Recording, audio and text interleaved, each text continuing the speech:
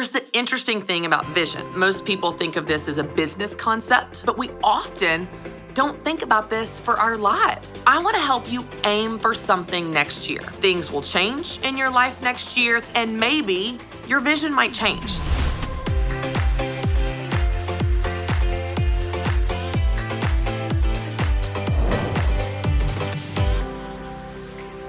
Hey everyone, and welcome to the Christy Wright Show, where faith meets personal development so you can have a bigger faith and a better life. I'm so excited because today we are continuing our theme this month of planning and preparing for 2022. I know you are in the thick of the Christmas season, and I love it. And while you're at home, maybe have a little bit more time on your hands, time to think and pause and reflect and plan. I want to give you some encouragement that's going to help move you in the right direction as the calendar is going to flip very soon for the new year. Now, if you remember from last week, we talked all about reflecting, and I walked you through how to reflect on what was, in this case, 2021, in order to prepare and plan and do something different for what you're going to do next. Now, today is a continuation of this conversation, and today we're talking all about vision, casting a vision for 2022. Now, here's the interesting thing about vision. I think that most people think of this as a business concept, like, oh, you need a vision for your business and where you want to be, but we often don't think about this for our lives. I love how Zig Ziglar said, if you aim for nothing, you'll hit it every time. And so I want to help you aim for something next year. Now, of course, things will change in your life next year. Things will come up that you didn't plan on. And maybe, actually likely, your vision might change. That's okay. But we want to start somewhere. And so I want to walk you through how to begin to understand this concept of casting a vision for your new year. And then again, we will talk tactically about how to do it. How do you figure out what you want to do and what you should be focusing on next year? We're going to walk through specific things you can do to get clarity there. But first, let's just think about what types of vision we might have, or what sources of inspiration could help us craft our vision. As we think about next year, maybe 12 months from now feels super overwhelming to you. Like, I don't know what I want to do next year. I can't even think about how to get through this day. I hear you. That's why I want to break it down into really simple areas that might inspire you to come up with your own vision. These three areas are this: a person, a place, or a thing. Now let's break this down on how this might inspire you to craft your vision for next year. First, a person. Maybe there's someone in your life that you have seen that is close to you or even at a distance, and you think, I want to be like them. I want to have a marriage like that. I want to be that type of mom. I want to be that type of business owner. I want to be that type of runner. I want to have that type of balance in my life. When you see someone living out the things you want to live out, you begin to have this vision for that, not only that it's possible, but how you can do it. Let me give you an example, and this is silly, but it's from my childhood.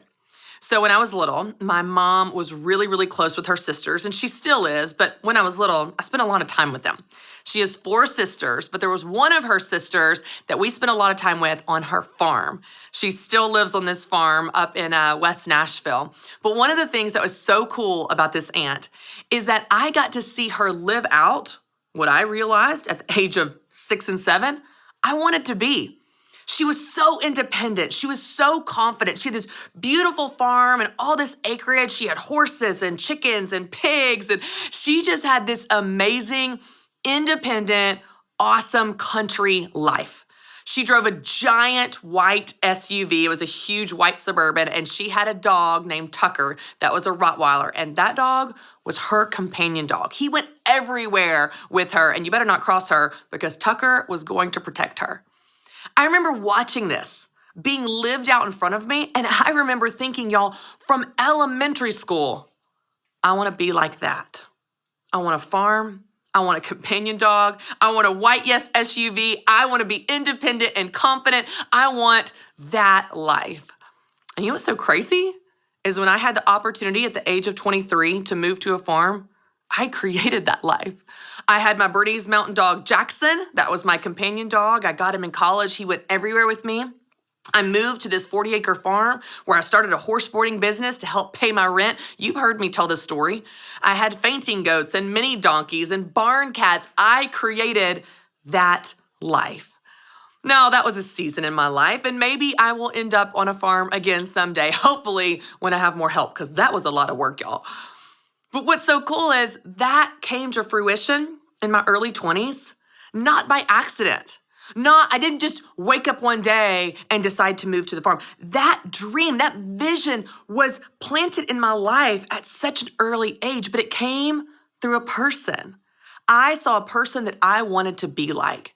And of course, God writes all of our stories unique, and God has created you unique. And there can be a danger or a slippery slope in looking at someone else and going, I want to be like them. That can be dangerous. But if you let someone inspire you, I think it can be really powerful. You see someone that has an awesome marriage, and you study that. What makes their marriage awesome, and how can I have some of those same activities in order to have an awesome marriage also? It's not so much about duplicating their life as it is letting it inspire your life. And of course, you make it your own, and you take what you learn and are inspired by this other person and let it inform your vision. So the first source of inspiration for your vision is through a person. Another way to look at it might be through a place. Is there a place that you see yourself? Is there a place that you want to be? Like, let's say you think about next year, and you have been wrestling with moving, and you really want to move because your family lives across the country, and maybe right now you live on the West Coast and your family is on the East Coast, and you're like, I just want to get closer to mom and dad. They're getting older. I want them to be in my kids' lives. I want them to be grandparents. I want to spend more time with them. How can I get closer to mom and dad? And your vision for 2022 is not so much a person that you want to be like, but a place you want to get to. You want to get closer to mom and dad, and your vision for 2022 is, how could I move closer to mom and dad? What does that look like? And that's your vision. It's more of a place. Maybe the place that you're thinking of is a company you want to work for. Maybe it's a position you want to hold. I want to work towards the promotion to this title. I want to get to this place in my career. Maybe it's a place that inspires your vision. Another way to think about this, in addition to a person or a place, is a thing. Is there an idea that inspires you? A lot of people start their new year with a word for the year. Maybe for you, it's a word. Like 2022, I want that to be freedom. That is the thing that inspires me. So how can I arrange my calendar, arrange my responsibilities, control my commitments where I feel free in my life, where I feel free to do what's right for me? I have spent last year running ragged for everyone else. Next year, the thing that I want to inspire my vision is freedom. Maybe it's a different word. Maybe it's peace. Maybe it's margin. Maybe it's relationships. Maybe it's building something new. I don't know what that is for you, but maybe it's a thing that inspires your vision for next year. It's a simple framework for you to walk through, but when you begin to think about, is there a person that inspires me? Is there a place I want to get to? Or is there a thing that I want deeply? Any of these sources can be a great way to get inspired for creating your own vision for your next year. All right, we've talked about sources for your vision for next year, a person, a place, a thing, but what about if you're still feeling stuck? What if you are sitting there with your journal in front of you and you're like, I don't know what I want.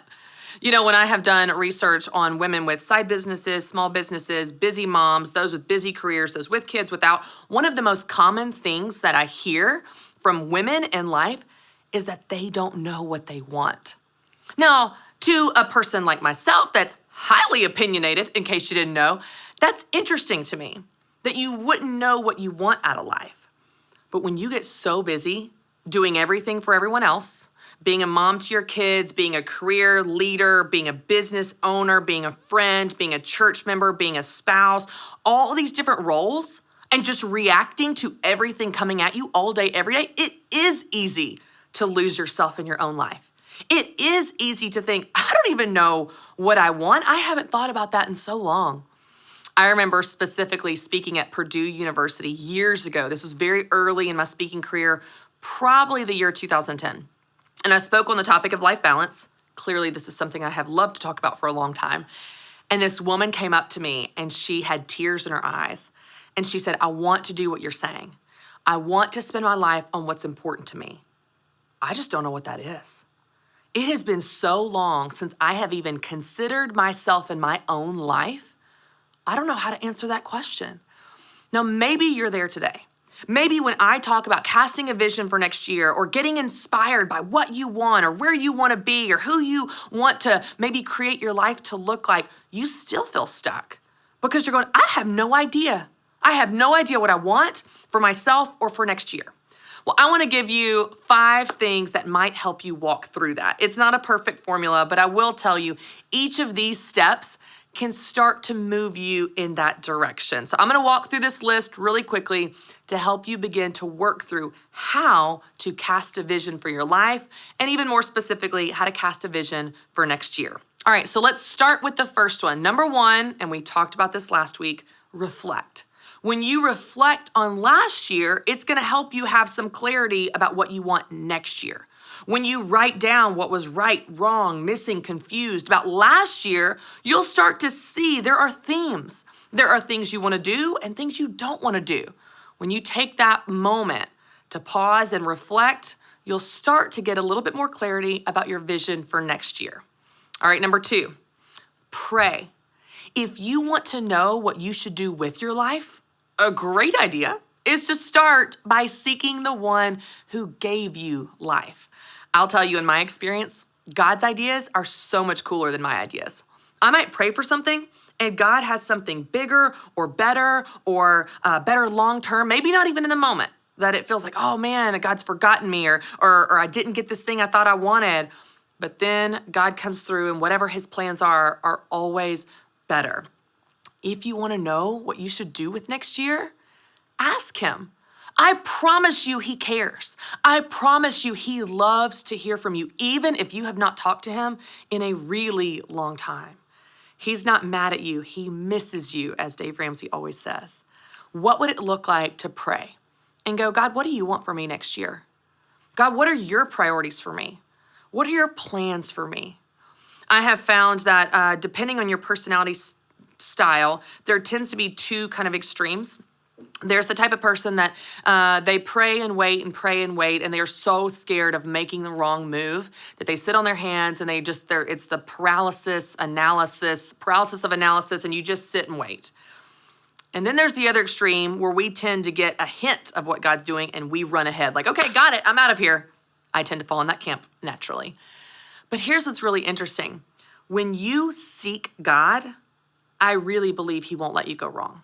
Now, if you don't seek him, of course we will reap what we sow. We will experience consequences for our decisions. But if you are seeking him, for the person running ahead, if you're seeking him, if the person sitting on the couch, if you're seeking him and taking action, he will not let you go wrong.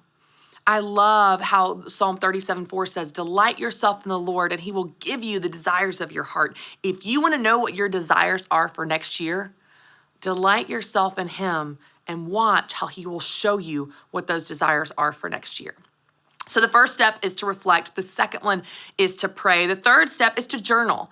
And this is kind of an extension of prayer.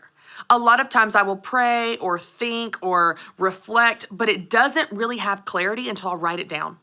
Often when I will take the time to journal, even with no specific agenda, like I have to journal, 5 pages, nothing like that, but just begin to write. Often I'm surprised at what I write down. I'm surprised at what comes out of me. I'm surprised at what was in me that I didn't know was there. So in addition to reflecting and praying, take some time to journal. Write down your thoughts. How are you feeling? What are you thinking for next year? What are you praying about? What are you asking God for? What did you learn in your reflection exercise I walked you through last week? Taking some time to journal might bring some more clarity to your vision for next year. And then fourth, dream a little bit. I know dreaming can be scary. It can feel vulnerable. But what would it look like to just dream? What if? What if we moved across the country? What if I started my own business? What if we could get this promotion that would lead to these doors being open? What if we sold our house and traveled the country in an RV? What if we moved our kids' schools that allowed us to do XYZ? What if? Dreaming is really Just allowing yourself to imagine what could be possible, to imagine what if statements. What if? You're not gonna be restrained by your resources or whether or not it's possible. You're just going to let yourself dream. I love the quote that says, dream so big that if God's not in it, you'll fail. Dream so big for your life, for your relationships, for your kids, for your business, for your career. Dream so big. When you begin to dream, you'll start to get some clarity out of that, of what your vision for next year could look like. So first reflect, then pray, then journal, then dream. And fifth, and this is a really fun one, connect with other people. Collaborate with other people. I was just in a meeting yesterday where we were all brainstorming ideas for next year for the Christy Wright show, for the Christy Wright brand, and somebody would have an idea, then someone else would build on that idea. And it's like, oh, and what if we also did that? The power in that room was a variety of voices. The power in that room was a variety of perspectives as we built on each other. So if you want to have a vision for next year, what would it look like to connect with people that are closest to you? To dream with your spouse, to pray with your spouse, to journal with your spouse, to reflect with your spouse or your kids or your close family members or your close friends. You know, some of the scariest steps I've taken in my life, which in hindsight don't seem like a big deal, but at the time, y'all, they were a big deal, came through saying my dreams out loud to my girlfriends. I remember being on a trip, and this was probably 2011 with my 4 best girlfriends, and we were in Miami on the beach, and we were all talking about what we wanted for that next year, 2012. And I said, and it felt so scary to say it out loud, even to my best friends, I said, I want to be a certified business and life coach. And saying it out loud as they spoke into me, yes, I see that in you. Yes, you have those gifts. Well, I know someone that took a course and got certified, and what if you did this? It took on a whole new level of power. Well, fast forward this would have been just last year. Gosh, this was just our girls' trip last year. We were in the car going somewhere to a restaurant for our annual girls' trip, and we were all talking about the same question. What do we want to be different on our girls' trip next year? And I said, I want to do something, and it feels really scary to say it out loud. I'd only said it out loud to my husband and one trusted mentor at this point. And I felt so ridiculous, and it felt intimidating, and I felt stupid, and I was worried about what they would think of me, even though these were my best friends. And I'm sitting in the back of this rental car, this huge SUV, and I said, I want to do something, but I'm really scared to say it. And of course, all their heads turn around like, what? And they're on the edge of their seats. They feel like they know me so well. What could I want to do that is so scary? And I said, I want to go to seminary. Even I feel it in my eyes even now. That moment in my girlfriends as they spoke into me, yes, I see that in you. Yes, that's so powerful. I can't wait to see how God's going to use you. I have a friend that attended this seminary. What would it look like? The power was in the connection with people that love you. The power is in the connection and collaboration as they affirm those desires, as they bring clarity to your vision, as they cheer you on to take steps in the direction of that vision. What would it look like to connect with people closest to you on your vision for next year? What would it look like to say those dreams and those prayers out loud to people and watch how they take on a life of their own? And then you look up this time next year and you're doing those things. But it wasn't accidental. You didn't wake up accidentally in that state, in that position with your business at that level, in seminary, whatever. That won't happen. Dave Ramsey always says, no one wins the Super Bowl by accident. You will not just wake up there. It happens with being intentional of casting a vision to get there, to pray, to reflect, to journal, to dream, and to connect with others. When you do that, watch how God begins to show you not only what you're gonna do, but who you are and how it's possible. Hey y'all, listen, I know it is so easy to feel overcommitted and overwhelmed. I have been there many times. In fact, that is exactly why I wrote my new book, Take Back Your Time, the Guilt-Free Guide to Life Balance. Because you know what? I don't believe life balance is just something you do. I believe it's something you create where you can have balance even in your busy life. In this book, I give you 5 practical, tactical steps that you can take to create your version of balance so you can shake the guilt and actually enjoy your life right now. Go to ChristyWright.com and go ahead and get your copy of Take Back Your Time, the guilt-free guide to life balance today. All right, y'all, thanks so much for hanging out with me. Now I get to take your calls, which is my favorite thing to do. We're going to go to Fairbanks, Alaska. Is that Alaska? Awesome. For Kathy. Kathy's with us. Hey, Kathy, how are you? We're good. Thank you. Yeah, what's going on? So my question for you, and obviously there could be a lot of context around it, but do you have any suggestions for how I can transition to a morning person? Ooh, I'm curious. I have follow-ups, Kathy. Why do you want to be a morning person? Well, obviously, I know, the benefits that are purported for, starting your day with a good mindset, right? And being in a good place. Your devotional obviously challenged us to think about that. But, there's also the research and the studies that are behind that. And then besides that, Jesus actually went off in the mornings for a long time. It talks about that context as well. So I know inside that it's a good thing. But after reading The Ruthless Elimination of Hurry, I realized a couple weeks ago that I plan things out for the day ahead the night before. So I'll have my clothes laid out. I'll have my lunch ready to go. But I literally, when I finally get out of bed, I hit the ground running, literally just go, go, go. And I realized that in that rush that I am sending a message to my family that I don't have time for them. Hey, Mom, or hey, Kathy, I need to ask you, what the plan was, but I'm in a hurry. By that point, I've cut it close, right? And I've got to get going. And it really was sort of a heart moment that I realized that, wow, I am sending a message to them that I don't intend to and that I don't want to. And that I also take that rush into the day with me. Like, how quick, can I try not to go over the speed limit? Yeah. Have you ever been a morning person, Kathy? In reflection, maybe as a young child, but I've got a track record of probably almost 30 years now. Once I left for college, I sort of got into a routine of the evening and staying up and doing, my schoolwork, late into the evening.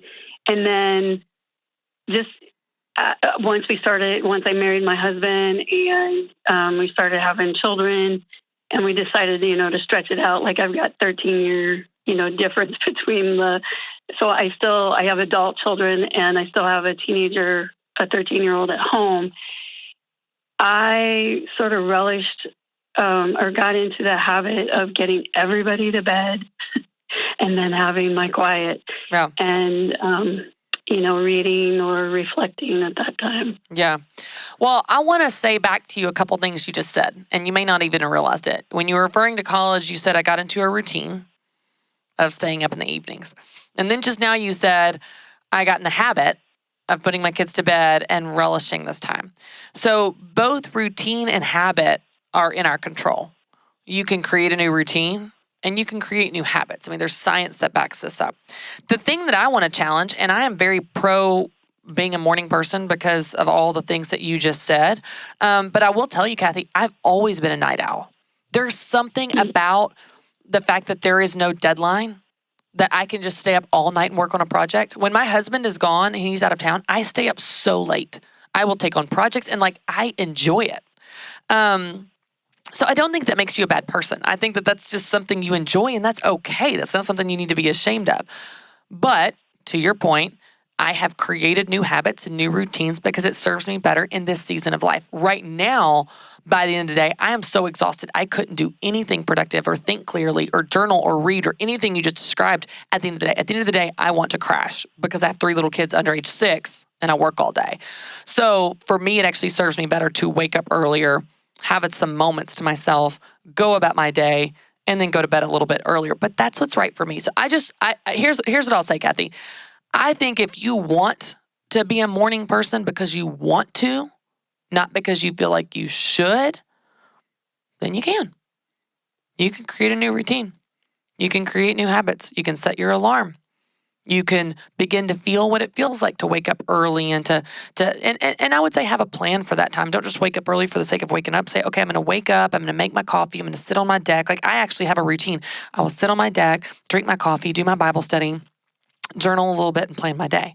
That is my 15 to 20 minute morning routine.